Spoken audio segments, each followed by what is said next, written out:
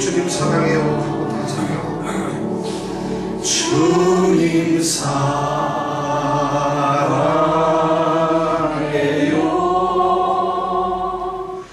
온 마음과 정성 다해 하나님의 신실한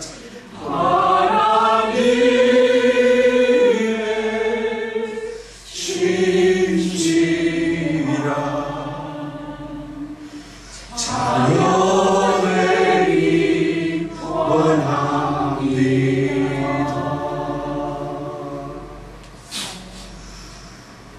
정말 우리가 자녀가 됐으면 좋겠습니다. 정말 자녀다운 삶을 살기를 원합니다. 자, 이제 오늘 말씀 다시 또 시작하겠습니다. 이제 오늘 말씀은 다시 민수기 23장 말씀을 보겠습니다. 민수기 23장 13절에서 26절 말씀을 우리가 함께 읽도록 하겠습니다. 자, 13절에서부터 16절까지 우리가 다 같이 한 목소리로 읽도록 하겠습니다. 시작.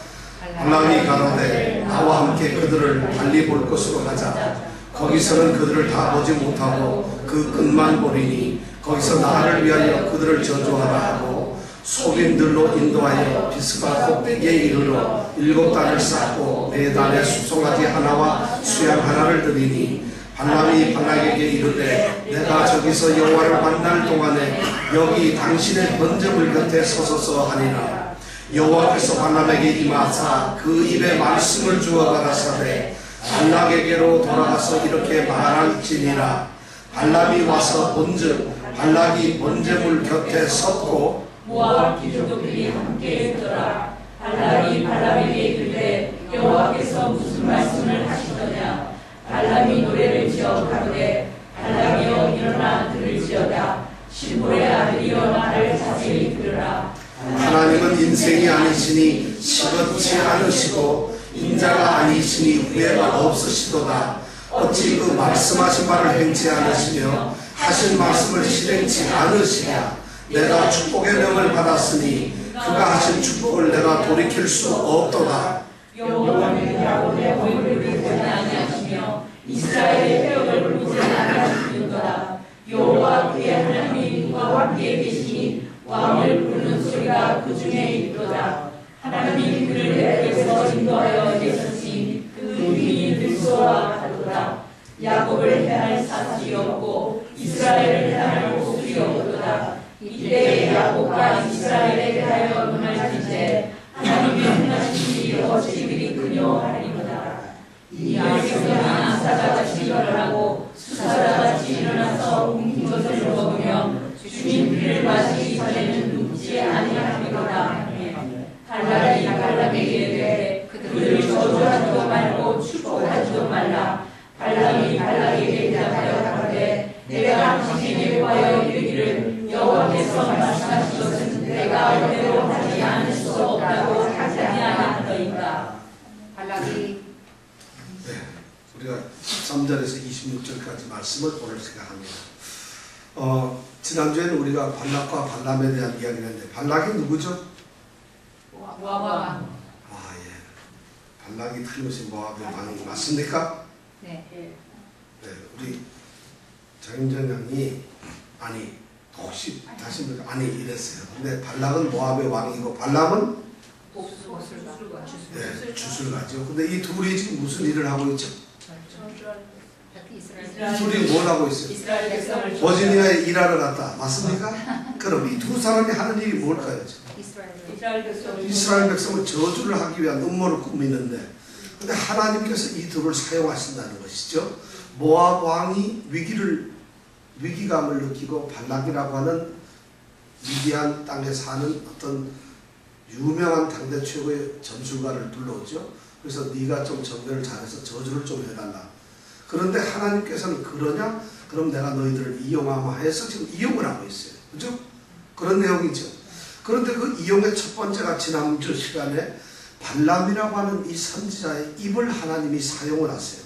그래서 발람이 저주를 하기 위해서 입을 딱 벌리는 순간 무슨 소리가 나오죠? 축복. 그 축복의 대표적인 게 첫 번째 뭐였을까요? 하나님이 저주치 않으신 자를 내가 어찌 저주하며 하나님이 꾸짖지 아니한 자를 내가 어떻게 꾸짖을 수 있겠느냐. 이 말이었어요. 그 말이 우리가 지난번에 생각했던 말인데, 그렇게 해가지고 첫 번째 이 시도가 무참하게 이제 실패를 보고 말았어요. 그래서 그러다가 보니까 오늘 그걸로 끝나는 게 아니에요.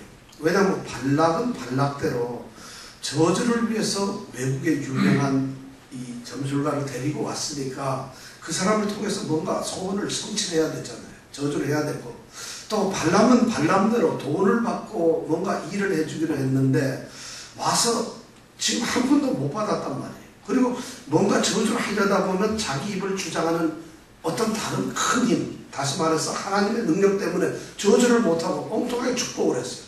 그래서 어떻게 보면은 오다 받은 물건을 제대로 공급을 못하고 엉뚱한 짓을 했어요. 그러니까 지금 장사를 망치고 있는 것이에요. 자기들 명예가 훼손되고 있어요. 아주 수치스러운 일을 당했거든요. 그러면서 머릿속에는 발락이 약속했던, 그 발락 왕이 약속했던 수많은 금과 은이 지금 머릿속에 가거든요. 그러니까 어떻게 하든지 한번 다시 하려고 하는 그런 마음이 있었겠죠. 그러니까 발락과 발람이 다시 또 의기가 통합이 되어서 일을 시작합니다. 그 꾸미는 것이 바로 오늘 두 번째의 이제 일입니다. 하나님은 지금 발람의 무엇을 이용하고 계시죠? 입을요. 그러니까 여러분들 입이 함부로 이용당하면 안 된다 그랬어요. 하나님이 우리를 만약 이용하신다면, 사용을 하신다면 조심하세요. 하나님의 사용이 결코 여러분들을 축복의 길로 인도하는 게 아닙니다. 저는 쓰임받고 싶은 이런 말 함부로 하지 마세요. 애굽왕 바로는 하나님의 쓰임을 받고서 10가지 재앙을 만나는 이런 처참한 일을 당했어요. 왜 하나님은 그를 그렇게 사용했을까요? 하나님의 위대하신 능력과 하나님이 이 세상의 주권자라는 것을 바로 그 온 세상에 알리기 위해서 당대 최고의 힘의 권력을 가진 애굽 왕의 힘을 빌렸던 것이죠. 그래서 그가 하나님을 거절했을 때 어떤 일을 당하는 건가를 하나님께서 자기의 능력을 보여주시고 싶었던 거예요. 그러니까 무참하게 애굽 바로는 결국에는 병거를 타고 어디에 빠져 죽습니까? 홍해에 죽고 마는 것이에요. 사형 10번씩이나 당하고 그리고는 죽어요. 그러니까 나를 사용하여 주시옵소서. 그런 기도를 하기 전에 무슨 기도를 해야 될까요? 하나님께서 나를 사용할 만한 그릇이 되게 하여 주시옵소서. 하나님이 진짜 하나님 마음에 합당한 내가 되게 하여 주시옵소서. 그런 사람이 사용을 받을 때 하나님께서 크게 쓰신다는 겁니다. 이해가셨습니까? 그러니까 지금 바로 보는데 오늘 발람이 그거예요.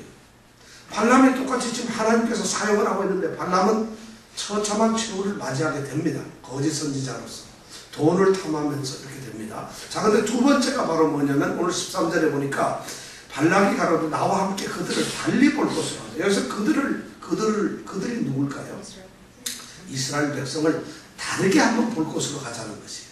왜냐하면 지난번에는 제1차에서는 어디에서 이스라엘 백성을 봤어요? 바알 산당에서 봤어요.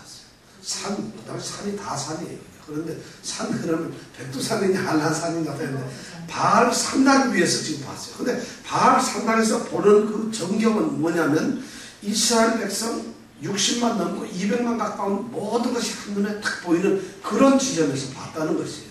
그러니까 발락이 생각할 때 1차 내가 잘못했구나.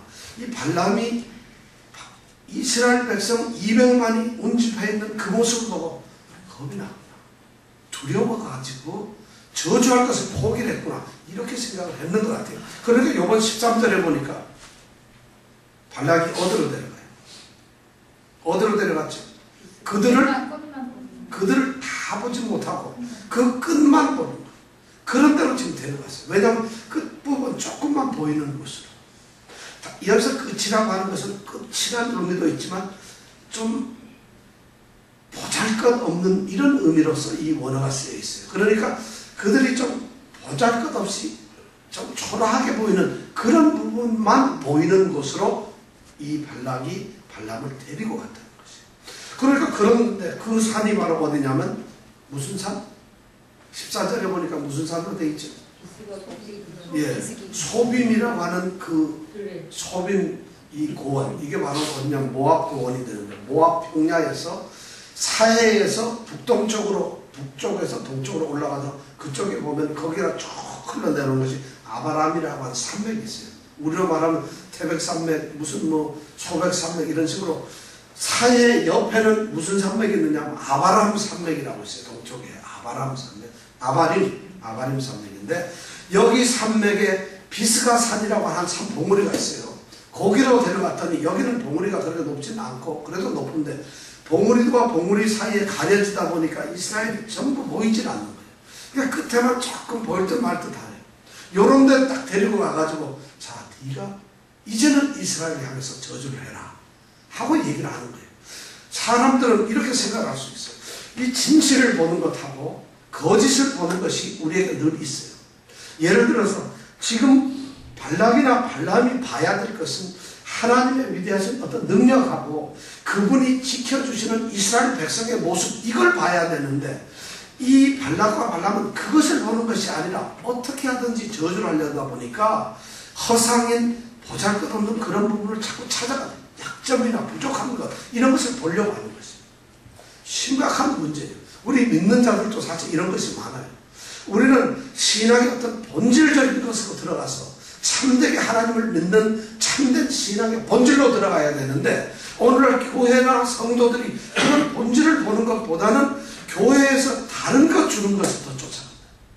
그래서 눈에 보이는 가시적인 어떤 교회의 현상들, 교회라고 하는 그 본래 하나님의 택하신 백성들, 무리들의 그 모임인 교회가 아닌 교회당, 교회가 아닌 사람 수부, 교회가 아닌 어떤 화려함, 웅장함 이런 것을 더 쫓아간다는 거죠.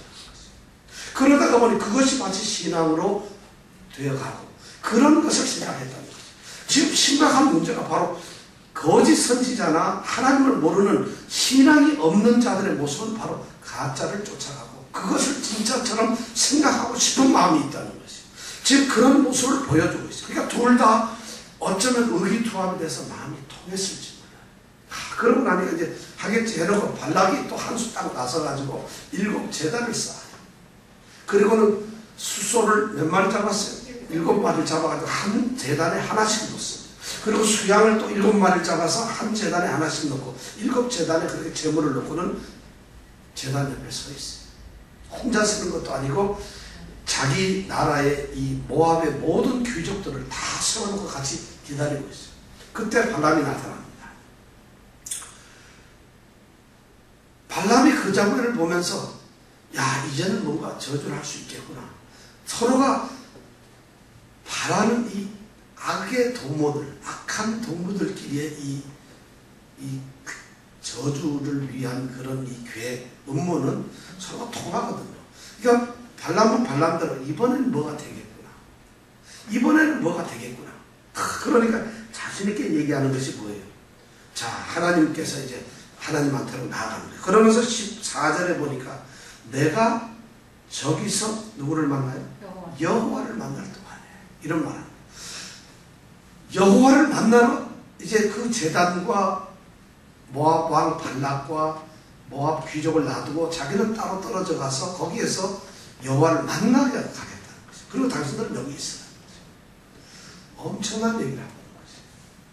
자기는 지금 이방신인 잡신을 섬기고 있는 점술가인데 이스라엘 백성들이 섬기는 여호와에 대해서 많은 신들 중에 그냥 하나 정도로 생각을 하고 있어요. 그리고 그 여호와는 아무 때나 자기 같은 참 대단한 그런 점술가가 주문을 외우고 주술을 쓰면 그 신과 신접을 할 수 있다는 생각을 가지고 있어요. 그래서 자기가 여호와를 만날 수 있다는 이런 의도성의 얘기를 하는 것이에요. 자기를 높이는 것이에요. 그리고 하나님 정도 내가 만나서 이번에는 그 이스라엘의 신이라고 하는 여호와로부터 내가 어떤 능력을 받고 이스라엘 백성들을 저주를 하겠다. 이런 자신감을 지금 표시하는 거죠. 이런 말이 이 안에 들어있다는 거예요. 내가 여호와를 만나버려. 당당하죠. 그리고는 갑니다. 여호와는 그렇게 끌려들어가는 것이 아니죠. 그러니까 15절에 보니까 그렇게 간 이 발람에게 15절에 보면 첫 말이 뭐예요? 발람이 15절에 딱 첫 말씀이 무슨 말이에요? 그렇죠. 그리고 나서 16절 처음에 보니까 16절에 여호와께서 발람에게 임하사. 아무런 얘기 없이 여호와께서 하나님께서 발람에게 그냥 임재하시고 찾아오신 거지. 먼저 나타나시는 거예요. 네가 뭘 주문하고 이런 게 필요 없이 하나님께서는 하나님 같은 권총을 가지고 바로 나타나요. 그래서 나타나가지고 일방적으로 발람을 찾아가고 일방적으로 하나님의 의도와 하나님의 뜻을 그에게 이야기합니다. 그러면서 하시는 일이 뭐냐면 발람의 뭐랬죠? 그 입에 말씀을 주시죠. 아무것도 필요 없어요. 네가 할 거라고는 아무것도 할 거야. 너는 눈도 코도 귀도 소용도 없다. 너의 몸뚱아리도 필요도 없어. 너의 어떤 위대하고 너가 잘났다고 생각하는 너의 그 탁월한 어떤 신적 능력, 예언의 어떤 그런 기술, 네가 지금까지 하고 그런 거 다 필요 없어요. 내가 너에게 필요한 것은 입이 필요해. 왜냐하면 네가 입으로 저주를 한다니까. 그 입만 막으시면 돼요. 하나님 그 입을 지금 사용을 하십니다. 그래서 그 입을 이제 해가지고 발락에게 돌아가서 이렇게 말해라 하고 이제 선언을 합니다. 자, 하나님께서는 발락과 발람의 이 이제 나쁜 그 의도를 이렇게 사용을 하시기 시작하셨어요. 하나님은 그 뜻을 가지고 드디어 발람에게 아무것도 얘기 없이 너 입에다가 내가 주는 말이나 너는 하고 그걸로 끝내라고 이렇게 말씀을 하십니다. 그것이 하나님께서 발람을 사용하는 유일한 방법이셨어요. 우리 사람들은 결국 어떻게 보면은 만약 이 발람이 정말 하나님을 잘 섬기는 그런 선지자였다고 한다면은 하나님께서 그 입에 말씀을 주셔서 복음을 전하게 하고 하나님께서 말씀을 주셔서 하나님을 찬양하게 하고 하면 얼마나 좋겠어요. 그런데 그 사람의 속에는 지금 죄악이나 더러움과 그 다음에 하나님을 섬기지 않고 하나님을 모르는 이러한 것으로 가득 찼는데 입만 하나님께서 쓰니까 그 입은 누구의 것이 됐을까요? 지금 하나님께 됐어요. 그래서 하나님께서 말씀하십니다. 자, 그래가지고 발람이 드디어 하나님의 그런 신적 사건을 끝내고 난 다음에 모압 왕 발락이 있는 곳으로 옵니다. 자, 오니까 발람이 도착했을 때 번제단 옆에서 발락하고 모압의 귀족들이 이제 초조한 마음으로 기도되어 있어요. 그러더니 발락이 드디어 탁 나서면서 하는 말이 뭐예요? 17절에 보니까 여호와께서 무슨 말씀을 주셨나요? 무슨 말씀을 하셨나요? 이 말은 사실 발락이 지금 하나님께서 뭔가 하신 말씀이 기다려지고 간절한 마음으로 하나님께서 말씀하시는 것을 듣기 위한 믿음의 행태가 아니지요. 단지 자기의 욕심을 채우기 위해서 하나님께서 이스라엘을 향해서 어떤 저주의 말을 주었는가 하는 자기 속에 일어난 악한 마음을 표출하는 것이에요. 그것을 재촉해서 서둘러서 나가면서 하나님이 드디어 뭐라고 저주를 던져주었느냐, 이 말을 지금 찾고 있는 것입니다. 우리가 하나님께 기도를 할 때도 바로 이런 것이에요. 하나님께 무엇을 주시고 하나님께서 말씀하시기를 기다리는데, 예를 들어서 우리의 의도나 우리가 생각하는 하나님과의 관계가 먼저 서야 되거든요. 하나님과 나와의 관계가 바로 선 상황에서 기도해요. 성경에서 말하는 아무것도 염려하지 말고 기도와 간구를 하라. 내가 믿고 기도하라. 기도하라. 이 기도를 하라는 모든 말씀이 대전제가 뭐냐면 먼저 너는 기도할 수 있는 사람이 되라는 거지. 기도를 해도 하나님이 들을 수 있는 그런 사람이 되라는 것이에요. 아무것도 아는 사람이 기도하는 것이 하나님이 들을 수가 없어요. 기도란 전능하신 하나님과 그 하나님이 사랑하는 자의 대화거든요. 이 대화가 어떤 비즈니스가 이루어지기 위해서는 이 사람과 이 사람이 서로 소통되고 이 사람과 사람이 서로 신뢰관계가 돼야 되고 뭐가 엮여져야 돼요. 그런데 그런 것이 없는 상태에서 기도하면 이루어지신다. 여러분 착각하지 마세요. 기도가 이루어지는 것은 기도할 수 있는 사람이 바로 기도의 마음을 가졌을 때입니다. 기도할 준비도 안 돼. 기도 하나님이 들을 수 있는 그런 사람이 아닌데 아무것도 염려가 왜 안 되겠어요? 그럼 기도할 수 있겠어요? 근데 우리가 뭐 예배 끝나고 나서 우리가 늘 통성 기도하고 같이 기도하지 않은데 기도의 준비가 안 되면 기도가 안 됩니다. 딴 생각이 있고 좀 다른 생각이 있는데 하나님과 대화할 마음이 전혀 없어요. 그런데도 기도합시다 그러면 주여 이러면서 딴 생각을 해요. 그러면서도 사람들이 우리가 볼 때는 기도의 모양을 가지고 있지. 기도하는 것 같이 보이죠. 고개 푹 숙이고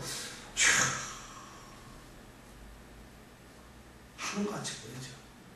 그런데 그 기도가 누구한테 하나님하고 하는 거라면 하나님하고 대화가 돼요. 주여 그런데 하나님은 귀가 멀으셨는데 듣지도 않아요. 그럼 기도가 안 되는 것이죠. 자기가 혼자 기도하는 것처럼 한 것이지 하나님과 기도라고 하는 대화 호흡의 순간은 없다는 것이죠. 바로 이 발람이 여호와께서 무엇이라고 이렇게 말씀하셨느냐 물었을 때 전혀 하나님께서 자기에게 말을 할 수 있는 그것이 아니잖아요. 그런데도 하나님이 뭔가 말씀할까라고 하는 착각.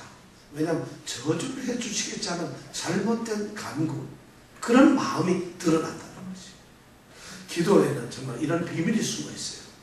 오늘 우리 기도할 때 정말 오늘 한번 주여 그냥 고개 숙이는 이런 일이 없도록 한번 우리 한번 간절한 마음으로 기도에 준비된 사람들, 기도의 사람 기도하는 이런 기도를 한번 해봤으면 좋겠습니다.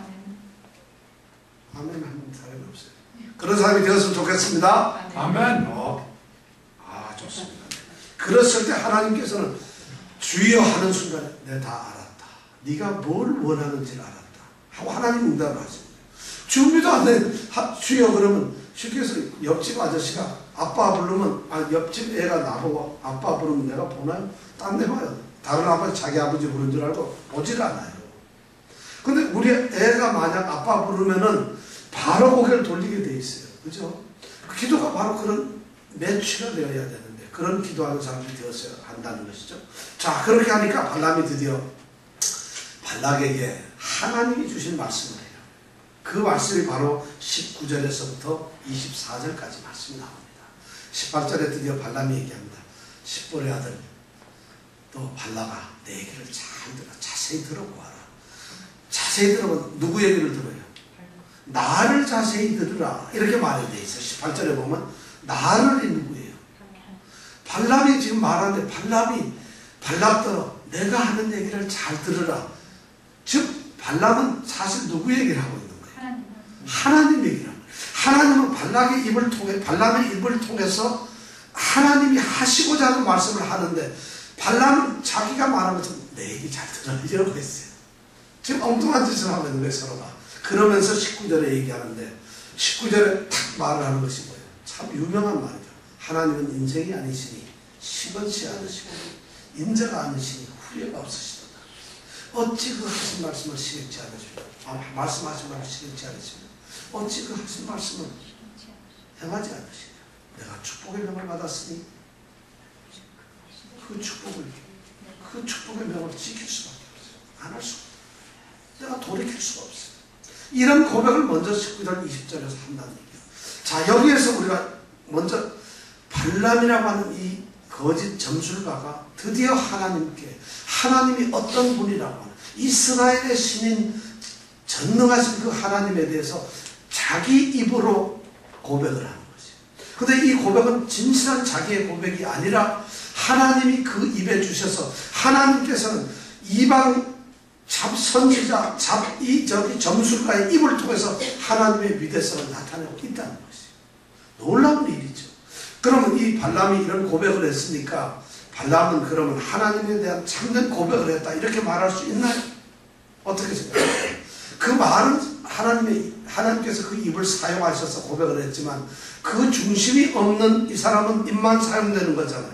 그러니까 발람은 신실한 사람이 아니에요. 이런 것이 우리에게 참 두려운 거예요. 우리가 하나님께 내가 믿음을 고백하고 예수님께 주님을 내가 예수님을 주님으로 모십니다. 나는 신앙 갖고 고백을 합니다. 하는데 문제는 그 고백이나 우리 신앙 자체가 위선일 수 있다. 아닐 수가 있어요. 심각한 문제예요.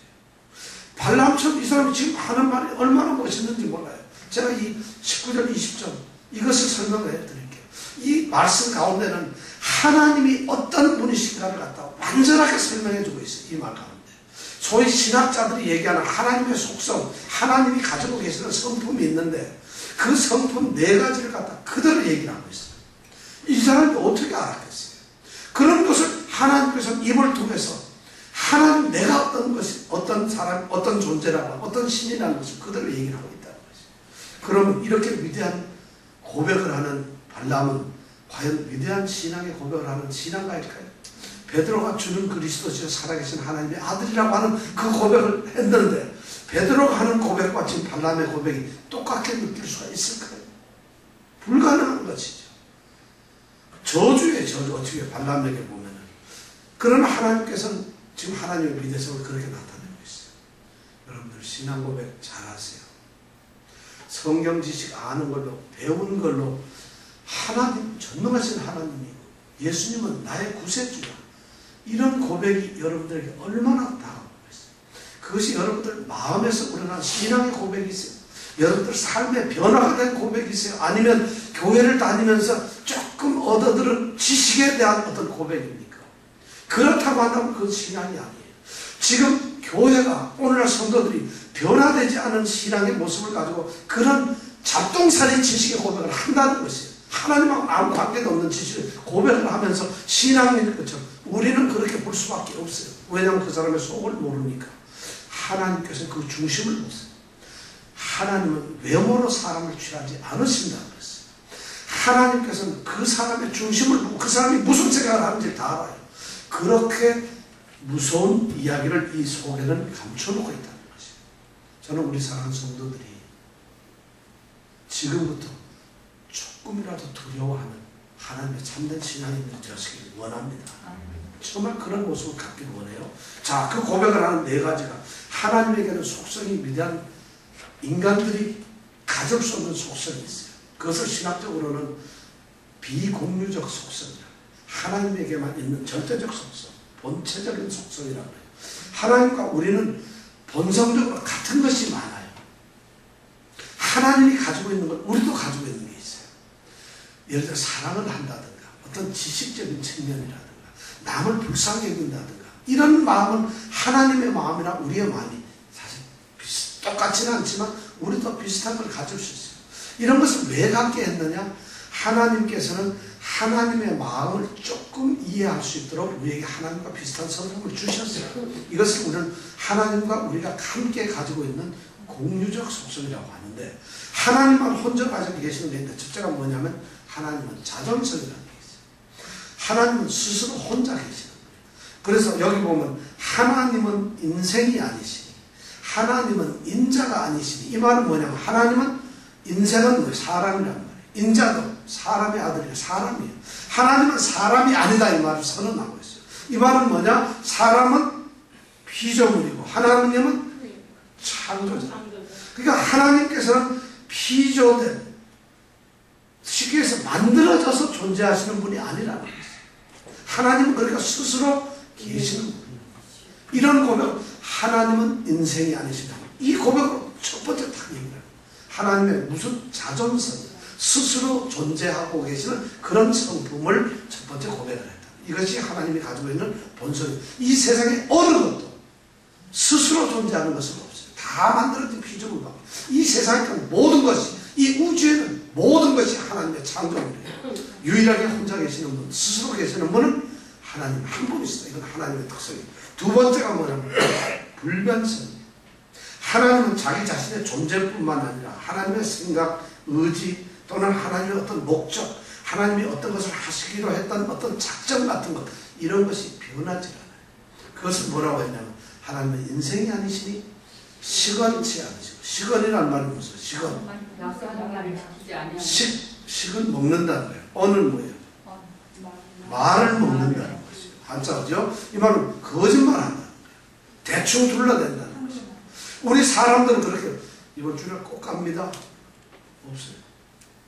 제가 하나님 잘 섬기기로 합니다. 우리 인간은 그렇게 결단을 해도 어겨요. 잘 안 된다는 거지. 내가 정말 참된 성도로서 잘 신앙생활 하겠어요. 또는 내가 이건 반드시 내가 돈 내일까지 갚겠습니다 하는데 내일 되면 전화 연락도 안 되고 핸드폰이 꺼져 있더라 이거예요. 그렇게 우리 사람 시간을 해버려요. 우리는 솔직한 얘기로. 그런데 바로 하나님은 사람이 아니니까 거짓말을 하시지 않고 인자가 아니니까 후회가 없어요. 변개가 없어요. 아 이거 괜히 했구나. 또 거짓말해서 하나님 그러니까 하나님이 작정하시고 말씀하신 모든 것을 하나님이 지키시고 그대로 하십니다. 이걸 보고 뭐예요? 불변설이에요. 세상의 모든 것들은 창조된 피조물들은 다 변해요. 계절도 변하고 시간도 바뀌고 물도 변하고 색깔도 모든 것이 다 변해요. 오로지 변하지 않는 것은 하나님 그분밖에 없어요. 이게 불변설이에요. 세 번째 고백은 뭐냐면 무한성이에요. 무한성이란 말하면 하나님께서는 모든 어떤 제한되는 것으로부터 자유하세요. 절대 하나님은 제한이 안 되십니다. 우리 인간은 공간이라든가 시간이라든가 환경, 조건 이런 거에 대해서 우리는 제한도 받고 통제도 받고 변화도 돼요. 그런데 하나님은 그게 없어요.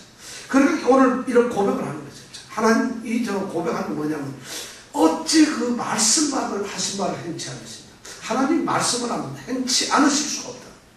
하신 말씀을 반드시 실행을 하신다. 이 말씀은 뭐냐면 하나님께서는 어떠한 환경, 우리는 한 말을 갖다 안 할 수도 있어요.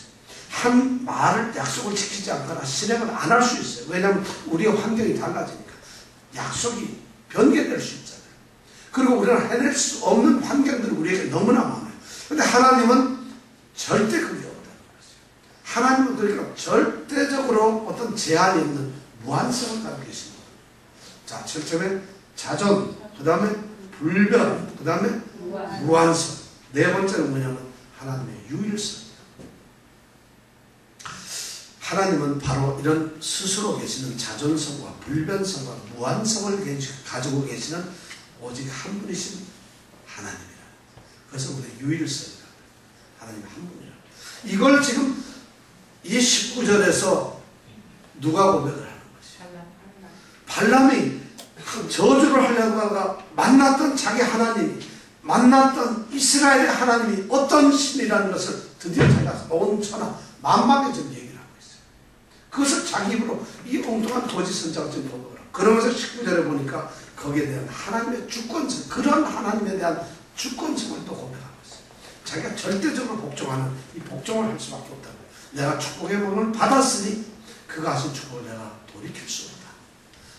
하나님께서 축복을 돌이킬 수 없다. 왜냐하면 하나님은 주권자이고 하나님이 하신 것은 그 누구도 바꿀 수가 없다. 하나님의 주권성, 하나님의 명령을 무조건 우리는 따라야만 한다는 것이에요. 왜냐하면 이 역사의 주권자가 누구냐? 주인이 하나님이시다. 이 세상에 모든 일어나는 일들이 전부 다가 하나님의 초월적인 섭리 아래서. 우리는 섭리라, 하나님이 하시는 일은 바로 섭리라는 표현을 쓰는데 모든 것이 하나님의 그 섭리 속에서 이루어지는 거죠.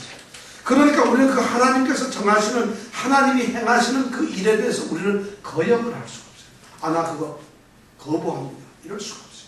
아, 나 그건 반대입니다. 하나님 그건 절대 반대입니다. 이걸 할 수가 없어요. 그뿐만 아니라 하나님 잠깐 그것을 이렇게 좀 바꿔주시죠. 이걸 할 수가 없다는 거죠. 그런데도 우리가 그런 것을 얼마나 우리가 도모하고 생각을 하는지 몰라요. 그건 있을 수가 없다는 거죠. 두 번째, 바로 이 20절에서는 하나님의 절대적 주권성, 그리고 거기에 우리가 복종해야 된다는 것을 발람이 지금 고백을 하는 거예요. 그가 하신 축복을 내가 돌이킬 수가 없어요. 축복의 명을 받았는데 어떻게 내가 축복을 안 할 수 있느냐. 꼼짝없이 자기는 순종한다는 이야기를 하고 있어요. 그러면서 세 번째는 하나님의 은혜와 은총에 대해서 말합니다. 세 번째는 하나님의 은혜. 그렇게 위대하신 속성을 가진 그 하나님께서 주권을 가지고 하시는데 바로 은혜를 베푸셨다. 세 번째 은혜는 21절에 있는 말씀이에요. 21절 앞에 부분만 함께 다 같이 한번 읽어볼까요? 시작. 여호와는 야곱의 허물을 보지 아니하시며 이스라엘의 폐역을 보지 아니하시는도다. 여호와는 누구의 허물을 보지 않아요? 누구의 폐역을 보지 않으세요? 자, 누구와 누구? 야곱과 이스라엘은 누구예요? 이스라엘 백성. 네? 이스라엘 백성. 이거 지난주에 우리가 말씀드렸죠. 이스라엘 백성을 특별히 성경에서 이야기할 때 야곱이라고 표현을 하고 이스라엘이라고 표현한다 했죠. 시적 표현이 지금 대구법을 쓴 거예요. 야곱의 폐, 저 허물과 이스라엘의 폐역을 하나님께서 보지 않으시다. 이거는 시적 대구를 갖다 지금 계속 대구이자를 만들어 놓은 거 있죠. 자, 여기서 허물이라고 하는 거, 그 다음에 폐역이라는 거, 이것이 다 불법이고 잘못이에요. 지금 하나님께서는 이스라엘의 그런 것을 보지 않는다는 것이에요. 이스라엘은 하나님의 택하신 백성인데 하나님께서는 그 이스라엘 백성들의 허물이나 잘못이나 그들의 죄악을 절대로 보지 않으신다는 것이에요. 지금 저주를 하려다 보니까 아마 이 발람은 이런 생각을 했을지 몰라요. 이스라엘 백성들이 출애굽을 하면서 광야에서 살면서 우리가 출애굽기와 민수기 지금까지 쭉 왔을 때 이스라엘 백성들이 얼마나 패역했어요. 얼마나 하나님 앞에 대들고 반역을 했어요. 우리가 한두 개, 10개가 넘어요. 그걸 반역한 것이. 물 달라고 소리치고 금송아지 만들고 하나님 대신에 하나님 모세한테 대들고 먹을 거 고기 좀 달라고 그러다 기부로 갔다 와 고기 달라고 그랬더니 메추라기를 줘서 입안에서 씹기도 전에 그들이 다 멸망해 죽고 이런 징계를 받았잖아요. 그런 폐역이나 잘못된 허물이 있음에도 불구하고 그걸 빙자해서 이 발람은 이렇게 하면 하나님께서는 이스라엘 백성들을 저주하지 않을까 이런 생각을 하는 거예요. 저렇게 잘못한 놈들, 저런 놈들은 여호와 신이여 잘 들으소서. 당신이 알다시피 당신의 백성들이 이런 짓을 하는 잘하지 않습니까? 이런 짓거리를 하고 있는 백성들인데 그들을 갖다가 하나님 저주를 해야 되지 않겠습니까? 아마 이런 생각을 했을 거예요. 그런데 하나님의 말씀은 그게 아니에요. 하나님께서는 야곱의 허물을 보시지 않아요. 이스라엘의 폐역은 절대 보시지 않아요. 이걸 발람이 고백을 하는 거예요. 자기는 그런 생각을 했는데 하나님께서는 그 마음에 뭐냐, 내가 사랑하는 내가 택한 이스라엘 백성들은 어떤 잘못이 있다 할지라도 내가 그것을 용서하신다. 그것을 절대 책임을 묻지 않겠다. 하나님의 놀라운 은혜예요. 바로 하나님께서 우리 신약 성도들 보세요. 우리가 죄 중에서 다 구원을 받을 수 없는데 하나님이 우리를 죄인 중일 때 먼저 사랑했어요. 우리가 원수되었을 때 하나님 그 아들의 죽으심을 통해서 우리가 화목을 하셨어요. 우리가 도저히 원수로서 우리가 연약해서 하나님을 사랑할 수 없는데 하나님께서 먼저 우리에게 사랑을 베푸셨다. 즉 그 얘기를 하고 하나님의 일단 선택이 되고 하나님의 백성이 된 사람은 누구든지 어느 누구든지 그가 어떤 허물과 죄 속의 폐역 속에서 있다 할지라도 하나님은 용서를 하신다. 그러니까 하나님께서 문자로 은혜와 은총을 베푸신다는 거죠. 그러니까 이런 생각을 했던 이 발람의 생각이 무참하게 하나님의 백성들은 건드릴 수가 없어요. 하나님께서는 그들의 잘못조차도 전부 끊어서 용서를 하세요. 택하신 그들의 백성들은 하나님께서는 무조건 감싸십니다. 그럼 구원받은 우리는 잘못을 해도 하나님께서 어떻게 하겠어요? 용서를 해요. 그러니까 우리가 교회를 빠져도 괜찮아요. 우리가 도둑질을 해도 괜찮아요. 우리가 그런 잘못을 저질러도 그래도 하나님께서 사랑하신다. 제가 감히 말씀드리건데 전 하나님의 택하신 백성이라면 하나님께서 그런 걸 용서하실 거라고 생각합니다. 왜냐하면 하나님 말씀이거든요. 택하신다는 야곱의 허물을 안 보시는 하나님인데 문제는 바로 그렇기 때문에 이번 주일에 다시 설명을 드리겠습니다만 하나님이 정하신 사람들에 대해서 과연 그럴 수가 있느냐, 하나님을 진정으로 섬기는 사람은 허물이나 폐역이 있을 수가 있느냐, 거기에 대한 대답은 주일날 드리겠습니다. 그렇게 이제 얘기를 하고 난 다음에 그러면서 하나님께서는 이스라엘 백성들에게 놀라운 축복의 말씀을 21절에 보니까 계속해요. 여호와 그의 하나님이 여호와 그의 하나님 여호와 그의 하나님이 그와 함께 계시니 왕을 부르는 소리가 그 중에 있더라. 이스라엘 백성들이 받은 축복은 정말 보통의 축복이 아니에요. 그냥 단순한 별 볼 일 없는 그런 축복. 그들이 밥을 잘 먹었다가 아니에요. 그들이 돈을 벌었다가 아니에요. 그 백성이 숫자가 많다가 아니에요. 그 백성들이 무슨 힘이 세졌다 이런 것이 아니에요. 가장 위대한 축복이 바로 여기 나오네요. 여호와 그의 하나님이 그와 함께 계시다.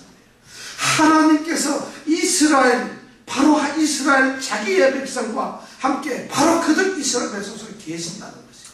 하나님의 임재, 하나님의 동행, 이것이 최고의 축복이라는 거예요.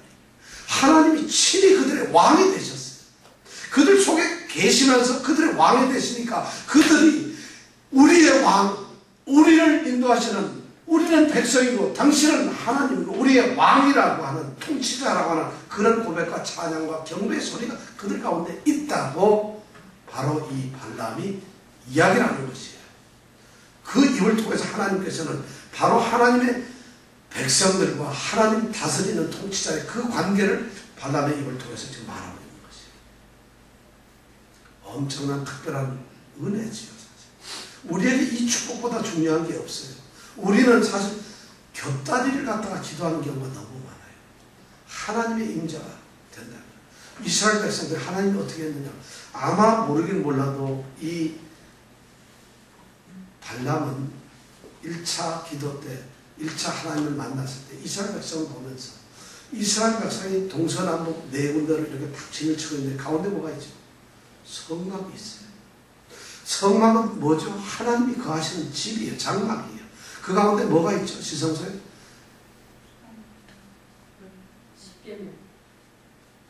뭐가 있죠? 법궤가 있어요. 증거궤가 있어요. 그 안에 하나님의 말씀과 사랑의 역사가 있어요. 그걸 지금 얘기하는 거예요. 하나님께서 바로 이스라엘 백성 가운데에 장막을 거하셨어요. 집을 지어놓고 거기서 살고 계십니다. 그것이 그 이상의 축복이 없어요. 하나님께서 출애굽기 33장에서 32장에 하나님께서 금송아지를 만드는 이스라엘 백성들을 저주하면서 내가 너희들하고 같이 가지 않겠다 할 때 모세가 하나님 앞에 매어달리면서 어쩌면 그 표현이 보면 날 죽이세요. 하나님 나 죽이세요. 이렇게 되어들면서 하나님께 했던 것이 우리와 같이 가시지 않을 바에는, 우리와 같이 동행을 하시지 않을 바에는 이렇게 기도를 했다는 거죠. 그러니까 하나님 오케이 내가 너희들하고 같이 가고 내가 너희들하고 함께 있으면, 그러면서 34장서부터 하시는 말씀이 성막을 세우라고. 성막을 하나님이 계시는 것이에요.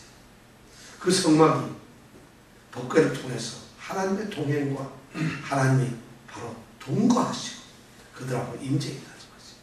이 임재가 바로 오늘날 신약 성도들에게 임마누엘 하나님, 예수 그리스도께서 우리와 말씀이 육신이 되어 우리 가운데 거하신다는 놀라운 역사가 일어납니다. 말씀이 누구예요? 바로 하나님이시고 그리스도예요. 예수님의 말씀이 육신이 되어가지고 이 땅에 사람을 오셔가지고 우리 가운데 거하시네요. 우리 가운데, 우리 사랑하는 성도들 가운데 거하셨다. 이 거하신다는 말의 정확한 의미는 장막을 거기다 치셨다는 것이에요. 다시 말해서 성막을 거기다 만들었다는 것이에요. 하나님을 섬기는 하나님의 백성들 가운데다가 성막을 지어놓고 거기에서 하나님께서, 예수님께서 거하신다는 것이에요. 그것이 바로 임마누엘이에요. 하나님이 우리와 함께 계시다는 거죠. 그러니까 바울 사도는 우리 독도행전에 이번 외워야 될 성경 말씀 갈라디아서 2장 20절, 내가 그리스도와 함께 십자가에 못 박혔나니 그러니 이제는 내가 사는 것이 아니요 오직 내 안에 그리스도께서 사시다. 이런 고백이 드디어 나가는 것이죠. 이 성경을 다 외우셨으니 한번 할까요? 시작. 내가 그리스도와 함께 십자가에 못 박혔나니 그러니 이제는 내가 산 것이 아니요 오직 내 안에 그리스도께서 사신 것이라. 이제 내가 이 가운데 사는 것은 나를 사랑하사 나를 위하여 자기 하나님의 아들을 믿음 안에서 사는 것이다. 바로 이런 고백을 우리가 할 수 있는 것입니다. 바로 우리 그리스도인들은 주님이 우리 마음속에 모시고 사는다. 이런 위대한 진리를 여기서 하고 있는 거예요. 그러면서 하나님께서는 22절, 24절에서 이제 3계절에서 통해서 하나님의 위대한 인도와 보호를 말씀하세요. 내가 그들을 출애굽시켰고 그들은 힘센 들소와 같은 존재입니다. 그들은 바로 암사자와 같고 수사자와 같은 것이다. 그들이 움켜진 것을 절대 놓지를 않는다. 그들이 죽은 살아있는 그 잡힌 피를 갖다 다 마시기까지는 절대로 그들이 멈추지 않는다. 이런 이야기를 하십니다. 뭐예요?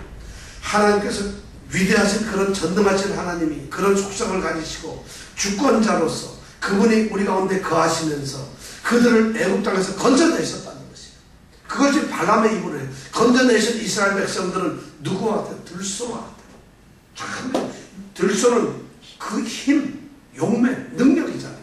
들소와 같아요. 그들을 끄집어냈는데 광야에 비리비리한 것이 자기는 끝에만 보고 아무것도 아닌 줄 알았지만 고백은 뭐예요? 그들은 들소와 같은 존재라는 거죠. 그러면서 용맹스러운 암사자와 수사자, 사자라는 것이에요. 움킨 것을 먹는다는 것이에요.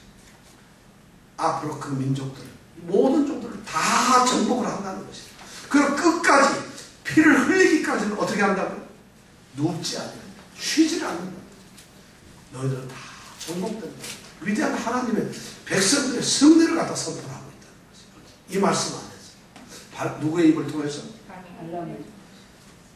그러니까 발람이 고백을 하면서 위대한 자기가 점수를 갖는 고백을 합니다.